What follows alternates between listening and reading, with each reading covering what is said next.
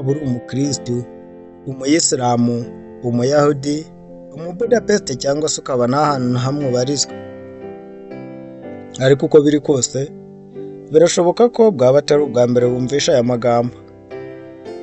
What a friend you have in Jesus, all our sins and grief to bear, what a privilege to carry everything to God in prayer. Aya magambo ni imwe mu mikarago igize indirimbo yitwa What a friend you have in Jesus, ari byo kuvuga mu rurimi rw'iwacu kwa Gihanga wahanze rwatubyaye, nta nshuti nziza nka Yesu cyangwa se Yezu ku bemeramana bo mu idini rya Gatolika.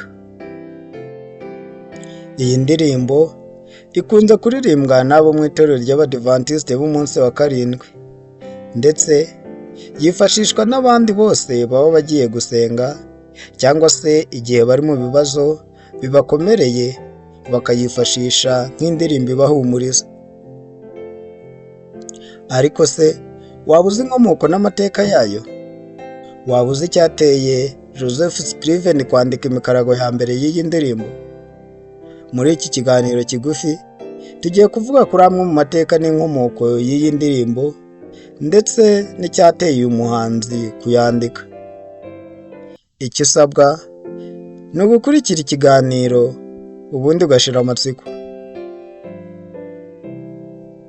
Tubahaye ikaze.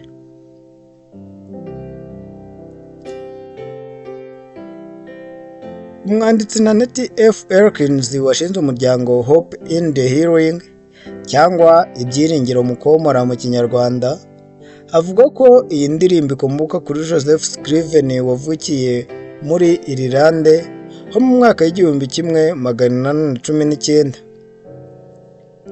Uyu kandi yari afite impamyabushobozi ya kaminuza yakuwe muri Trinity College mu mujyi wa Dublin. Uyu Dublin ikaba ari umujyi w'igihugu cya Irilande. Yari kandi umwarimu w'umwuga wari ufite inzozi zo gushaka umugore akagira umuryango nk'abandi bose batiyeguriye Imana. Kimwe nk'abandi basore bageze igihe cyo gushaka, Joseph yaje kubenguka umukobwa bagera aho bemeranya kubana. Ariko ku bw'amahirwe make, uyu mukobwa wari warabengutswe na Joseph yaje kugira ibyago byahitanye ubuzima bwe, kuko hasigaye umunsi umwe ngo akore ubukwe, fiance we yaguye mu mugezi ararohama hanyuma arapfa. Nk'undi wese ubuze umuntu yakundaga, ni ibintu byamugoye cyane kubyakira. Niko kwiyemeza kwimukira muri Canada akajya kugerageza gutangira ubuzima bushya ndetse no kureba ukuntu yakongera gutereta bundi bushya. Ahageze yaje kumenyana n'undi mukobwa witwa Eliza, barashimana, ariko nk'uko umunyarwanda yabivuze ukuri ngo aho umutini yanditse n'iriva, uyu mugabo ryanze kuva koko. Ibyago byakomeje kumukurikirana kubera ko nanone hasigaye ibyumweru bike ngo babane. Eliza nawe yaje kurwara uburwayi bukomeye cyane, hanyuma ubuzima ntibwamukundira biza kurangira yitabye Imana. Ubwo icyo gihe Joseph yari afite imyaka 25 gusa. Muri ako gahinda karenze ubwenge bwa muntu kubera imbaraga z'ukwemera yari yifitemo, Joseph yaje kwishakamo umuhamagaro, ari nako kwiyemeza gushaka igikorwa cy'ubugiraneza akora kugira ngo adakomeza kwiheba. Kuva ubwo yahise atangira ibikorwa byo gufasha abatishoboye n'abafite ubumuga mu bushobozi buke yari afite. Ibi byose yabikoze abinyujije mu kugemurira abarwayi, gufasha imiryango kubona uturimo two gukora bakitunga n'ibindi, maze bimubera isoko yo kongera kwishimira ubuzima abinyujije mu ntego yo gufasha. Ntibyateye kabiri ariko nanone mu buryo bugoye kwiyumvisha, inimba yarongeye yibasira umutima we. Nyina wari warasigaye ku ivuko muri Irilande yaje kurwara cyane kandi Joseph ntiyari afite uburyo n'ubushobozi bwo kumugeraho kuko byasabaga amikoro menshi. Abuze uko abigenza, yaricaye afata ikaramu n'urupapuro amwandikira igisigo.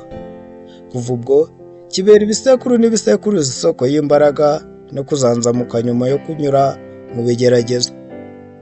Icyo gisigo cyari kigufi ariko nicyo cyaje kuririmbwamo indirimbo Nta nshuti nka Yesu cyangwa se Yesu uko tuyizi kugeza ubu.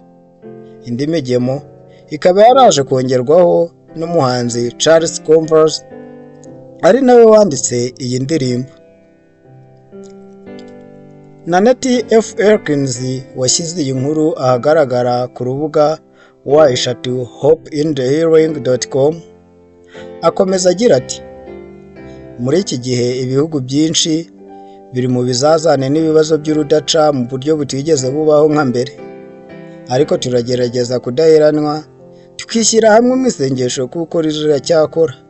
Yesu ntabwo yigeze adutererana, nta nubwo azabikora. Akomeza agira ati, nimureke twebwe nka Kiliziya twe gupfusha ubusa amahirwe.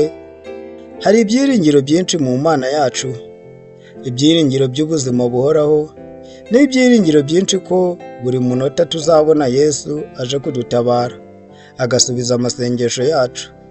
Dushobora kubona ibihumbi n'ibihumbi birangiye bamenye usakaza amahoro ari we Yesu, nituvuga ibyiza tugatekereza ibyubaka kandi tugasenga kurusha uko twigeze gusenga mbere. Ngayo nguko iby'uyu muhanzi, amakuba ye yaje guhindukamo indirimbo, yewe ikaba ikomeje kuryohera benshi kugera n'ubu. Mwakoze kudukurikira. Bye.